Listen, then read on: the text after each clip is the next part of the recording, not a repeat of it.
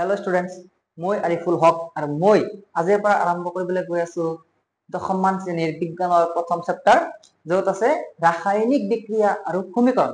ৰাসায়নিক বিক্ৰিয়া মানে কি? ৰাসায়নিক বিক্ৰিয়া মানে হৈছে দুটা বা ততোধিক পদাৰ্থ লগ হৈ এটা নতুন পদাৰ্থৰ সৃষ্টি কৰা। যেনে যেনে তোমাৰ তোমাৰ হাইড্ৰোজেন গেছ আৰু অক্সিজেন গেছ মিলি কি সৃষ্টি কৰে? পানী সৃষ্টি কৰে, H2O সৃষ্টি কৰে। ইয়াক কি বুলি কোৱা হ'ব? ৰাসায়নিক বিক্ৰিয়া বুলি কোৱা হ'ব। ইয়াক কি বুলি কোৱা হ'ব? ৰাসায়নিক বিক্ৰিয়া বুলি কোৱা হ'ব। আৰু এই যে H2 আৰু O2 মিলি যে H2 হৈছে, H2 আৰু O2 মিলি যে H2 হৈছে, ইহঁতক কি কোৱা হৈছে? সংকেতেৰে বুজোৱা হৈছে। সংকেতেৰে বুজোৱা হৈছে মানে কি? হাইড্ৰোজেন মানে H, অক্সিজেন মানে O, পানী মানে H2O। ইহঁতক সংকেতেৰে যে বুজোৱা হৈছে, এই সংকেতেৰে বুজোৱাটো কোৱা হয় ৰাসায়নিক সমীকৰণ। কি বুলি কোৱা হয়? ৰাসায়নিক সমীকৰণ। অৰ্থাৎ ৰাসায়নিক বিক্ৰিয়াত অংশগ্ৰহণ কৰা পদাৰ্থবোৰক চিহ্ন আৰু সংকেতৰ দ্বাৰা উপস্থাপন কৰাকে ৰাসায়নিক সমীকৰণ বোলে। চিহ্ন আৰু সংকেতৰ দ্বাৰা উপস্থাপন কৰাকে ৰাসায়নিক সমীকৰণ বোলে। ইয়াৰ ৰাসায়নিক সমীকৰণ যদি আমি এটা এক্সাম্পল দিওঁ, ৰাসায়নিক সমীকৰণৰ যদি আমি এটা এক্সাম্পল দিওঁ, সাপোজ লেখা হ'ল C+O2 বিক্ৰিয়া কৰি উৎপন্ন কৰে CO2।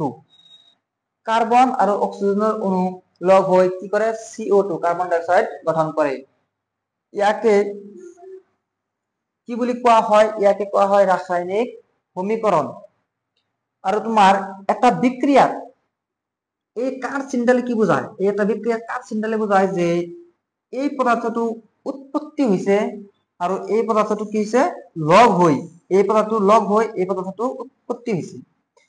এইখিনি পদাৰ্থৰ নাম আছে, এইখিনি পদাৰ্থৰ নাম হৈছে বিক্ৰিয়াজাত পদাৰ্থ। বিক্ৰিয়াজাত পদাৰ্থ। এইখিনি পদাৰ্থৰ নাম হৈছে বিক্ৰিয়াজাত পদাৰ্থ। আৰু C+O2 যে আছে, ইয়াক কোৱা হ'ব বিক্ৰিয়ক পদাৰ্থ। ইয়াক কোৱা হ'ব বিক্ৰিয়ক পদাৰ্থ। ইয়াক কোৱা হ'ব বিক্ৰিয়ক পদাৰ্থ আৰু ইয়াক কি বুলি কোৱা হ'ব? বিক্ৰিয়াজাত পদাৰ্থ। আৰু কাৰ চিহ্নডালে বুজায় যে উৎপত্তি হৈছে, উৎপন্ন হৈছে। ঠিক আছে? তো নেক্সট টপিক বা নেক্সট কথালৈ মন কৰাৰ আগতে আমি কেইটামান পদাৰ্থৰ অৱস্থাৰ কথা জানি লওঁ। পদাৰ্থৰ অৱস্থা। পদাৰ্থ মানে কি? আমি যিবিলাক বস্তু দেখা পাই আছো সকলো বস্তু কি হয়? পদাৰ্থ হয়। পদাৰ্থৰ অৱস্থা আছে, গোটা আছে, জলীয়া আছে, গেছীয় আছে, জলীয় দ্ৰৱ আছে। গোটা যিটো আছে তাক কোৱা হয় সলিড, আৰু ইয়াক সলিড ইয়াক এছেৰে বুজোৱা হয়। জুলীয়া লিকুইড ইয়াক এলেৰে বুজোৱা হয়। গেছীয় ইয়াক জিৰে বুজোৱা হয়। আৰু জলীয় যিটো আছে তাক কোৱা হয়, তাক কিউৰে বুজোৱা হয়। জলীয় মানে কি? জলীয় মানে কি? য'ত ৱাটাৰ পানী মিহলি হৈ থাকে। য'ত পানী কি হৈ থাকে? মিহলি হৈ থাকে। য'ত পানী মিহলি হৈ থাকে। আৰু য'ত পানী মিহলি হৈ থাকে। আৰু জুলীয়া মানে কি? জুলীয়া মানে হৈছে ধৰা ৱাটাৰে মানে পানীক এলেৰে বুজোৱা হ'ব। আৰু যদি পানী মিহলি হৈ থাকে তাক একুৱাৰে বুজোৱা হ'ব। কেতিয়াবা আমি দেখা পাওঁ যে সোডিয়াম হাইড্ৰক্সাইড, আৰু সাইডত লেখা থাকে AQ। অর্থাৎ এই যে সোডিয়াম হাইড্রক্সাইড আছে, ইয়াত পানী মিহলি হৈ আছে। এই যে আমি সোডিয়াম হাইড্রক্সাইড দেখা পাইছো, ইয়াত কি আছে? পানী মিহলি হৈ আছে। যাৰ কাৰণে ইয়াৰ সাইডত AQ বুলি লেখা আছে। যাৰ কাৰণে ইয়াৰ সাইডত AQ বুলি লেখা আছে।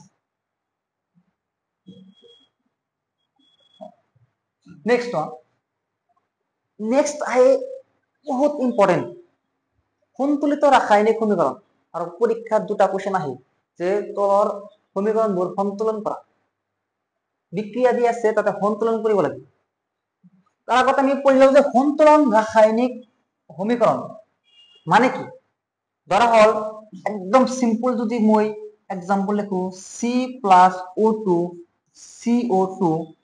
CO2 ইয়াতে চাওক যে অক্সিজেনৰ দুটা পৰমাণু আছে কাৰ্বনৰ এটা পৰমাণু আছে কাৰ্বনৰ এটা পৰিমাণ আছে তাৰ মানে বিক্ৰিয়া হোৱাৰ আগত এই পৰমাণুবোৰৰ অণুবোৰৰ যেটো ভৰ আছে ইয়াৰ বিক্রিয়া হওয়ার পিছতো এই ভর আছে সেমি আছে পরমাণুর সংখ্যা ভর সেমি আছে গতিকে ই কিন্তু সন্তুলিত রাসায়নিক সমীকরণে হয় কিন্তু যদি লেখা হয় Cu+O2 উৎপন্ন করে CuO copper plus oxygen O2 মানে হচ্ছে অক্সিজেন গ্যাস O2 Cu+O2 উৎপন্ন করে CEO কপার অক্সাইড উৎপন্ন করে কি CEO কপার অক্সাইড ইয়াতে কিন্তু অণুর সংখ্যা পরমাণুর সংখ্যা সমান নাই বা এর ভরও সমান নাই কপার একটা আছে কিন্তু অক্সিজেন দুটা আছে অক্সিজেন একটা আছে ইয়াতে সমান নাই ইয়াক সমান কৰিব লাগিব যদি সমান হয় ইয়াক কোৱা সন্তুলিত ৰাসায়নিক সমীকৰণ আৰু যদি সমান নহয় তাক কোৱা হ'ব অসন্তুলিত ৰাসায়নিক সমীকৰণ সাপোজ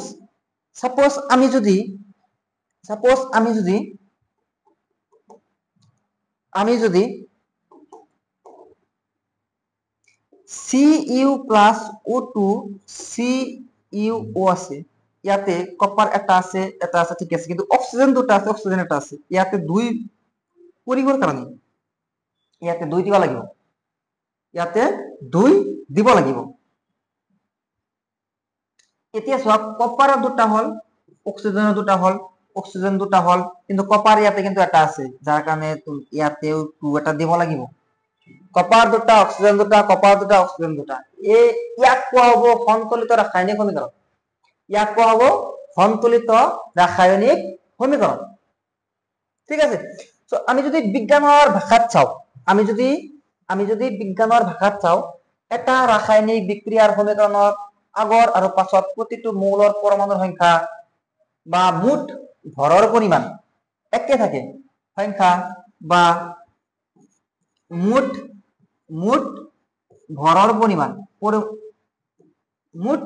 পৰিমাণ একে থাকে তাক সন্তুলিত ৰাসায়নিক সমীকৰণ বোলে সেম টু সেম এক্সাম্পল দিয়া আছে ইয়াতে copper plus oxygen CEO copper oxide ঠিক আছে ইয়াতে কিছু বেসিক কথা কিছুমান এসিডৰ সংকেত আৰু নাম আমি যেটো বাৰে বাৰে পাই থাকো এটো মনত ৰাখাটা কিন্তু অত্যন্ত জৰুৰী হয় যদি কোৱা হয় যে নাইট্ৰিক এসিড HNO3 তুমি জানিব লাগিব যে HNO3 নাইট্ৰিক এসিড হয় যদি কোৱা হয় সালফিউৰিক এসিড H2SO4 সালফিউৰিক এসিড যদি কোৱা হয় hydrochloric acid HCl hydrochloric acid কেতিয়াবা লাগে বেছিভাগে লাগে আমাক ঠিক আছে জানিব লাগিব কোন এসিডৰ কি সংকেত হয় আমি কি কৰিব লাগিব জানিব লাগিব কোন এসিডৰ কি সংকেত হয় আমি কি কৰিব লাগিব জানিব লাগিব নেক্সট কি আছে নেক্সট হ'ব সমীকৰণবোৰ সন্তুলিত কৰা দুটা কোৱেশ্চন 1+1 2 মাৰ্ক দুটা কোৱেশ্চন 1+1 2 মাৰ্ক এনেকুৱাকৈ দিয়া থাকিব আৰু ইয়াক আমি সমীকৰণ লিখি সন্তুলিত কৰিব লাগিব হাইড্ৰোজেন প্লাস ক্লোৰিন হাইড্ৰোজেন যদি কৈছে তানে গেছ আছে ক্লোৰিন যদি কৈছে তানে গেছ আছে H2 + Cl2 কি উৎপন্ন কৰিব হাইড্ৰোজেন আৰু ক্লোৰিন হাইড্ৰোক্লোৰিক এসিড বা হাইড্ৰোজেন ক্লোৰাইড সো হাইড্ৰোজেন দুটা আছে ক্লোৰিন দুটা আছে কিন্তু হাইড্ৰোজেন এটা আছে ক্লোৰিন এটা আছে দুটা কৰিব লাগিব গতিকে যদি দুই দিয়া হয় হাইড্ৰোজেন দুটা হল ক্লোৰিন দুটা হল মিলি গেছে একদম 2 নম্বৰ কি দি আছে বেৰিয়াম ক্লোৰাইড ঠিক আছে বেৰিয়াম ক্লোৰাইড BaCl2 কাৰণ বেৰিয়ামৰ যুজতা 2 হয় ক্লোৰিনৰ 1 হয়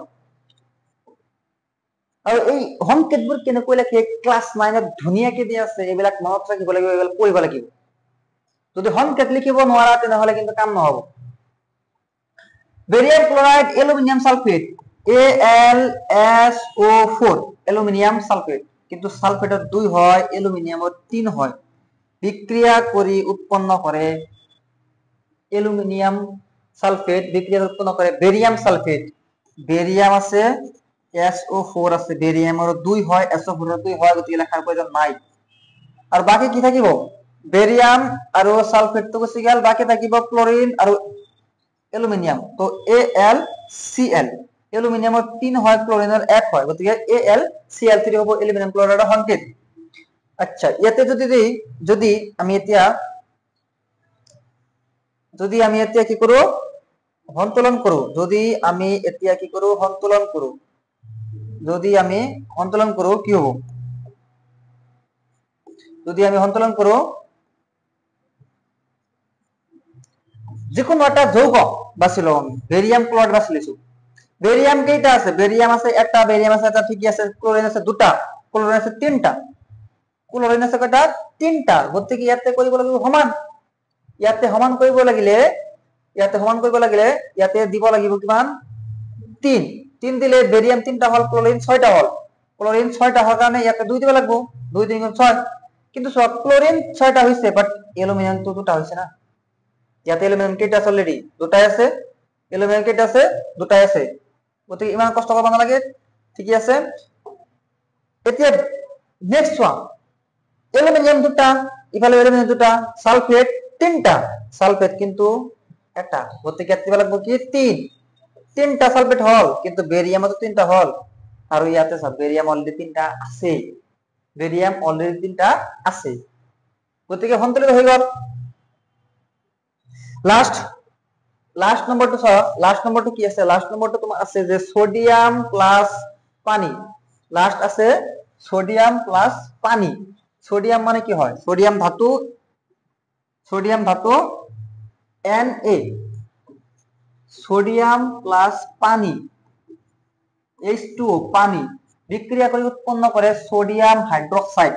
কি হয়েছে, সোডিয়াম হাইড্রোক্সাইড মানে হচ্ছে কি OH। আর হাইড্রোজেন যদি একো নাই মানে গ্যাস, হাইড্রোজেন কি গ্যাস। ওকে, যিকোনো একটা বাছিল, সোডিয়াম বাছিলিছো, এটা আছে, বিক্রিয়ার পিছত এটা আছে, ঠিকই আছে। হাইড্রোজেন 2টা আছে, কিন্তু হাইড্রোজেন কিন্তু 3টা আছে, এতে একটা 2টা 3টা আছে, গতিকে সমান কৰিব লাগিব। আর অক্সিজেন কেইটা আছে, এটা আছে, অক্সিজেন কেইটা আছে, এটা আছে, ঠিকই আছে। এতিয়া কথা হল যে কি কত কি দিলে তোমার মিল হবো, কত কি দিলে মিল হবো। এটা হাইড্রোজেন 3টা, যদি মই ইয়াতে 2 দিও, হাইড্রোজেন 2টা হবো, 4টা হবো। ইয়াতে 2টা আছে, ইয়াতে একটা আছে, ইয়াতে যদি 2 দিও, ইয়াতে হাইড্রোজেন হল 2টা, ইয়াতে হল 2টা, টোটাল 4টা। হাইড্রোজেন টোটাল কেইটা হইছে 4টা। ইয়াতে 2 দিয়ার লগে লগে অক্সিজেন কিন্তু 2টা হয়ে গেল, অক্সিজেন কিন্তু 2টাই আছে না, বঢ়িয়া, 2টাই আছে, অক্সিজেন 2টাই আছে। সোডিয়াম 2টা আছে, কিন্তু সোডিয়ামতে এটা আছে, সোডিয়ামত 2 দিবা লাগিব। আৰু 2টা সোডিয়াম, 4টা হাইড্ৰোজেন, 2টা অক্সিজেন, 2টা হাইড্ৰোজেন, 2টা সোডিয়াম। ইয়াক কোৱা হ'ব সন্তুলিত ৰাসায়নিক সমীকৰণ। ইয়াক কোৱা হ'ব সন্তুলিত ৰাসায়নিক সমীকৰণ। ইয়াক কোৱা হ'ব সন্তুলিত ৰাসায়নিক সমীকৰণ। এইবোৰ কোৱেশ্চন বহুত ইম্পৰ্টেন্ট হয়, পৰীক্ষাত আহিব 2টা, আৰু পঢ়াটো আমাৰ বাধ্যতামূলক। এই চেপ্টাৰৰ বাকিখিনি আমি নেক্সট ভিডিঅ'ত আলোচনা কৰিম। আজিৰ কাৰণে থেংক ইউ।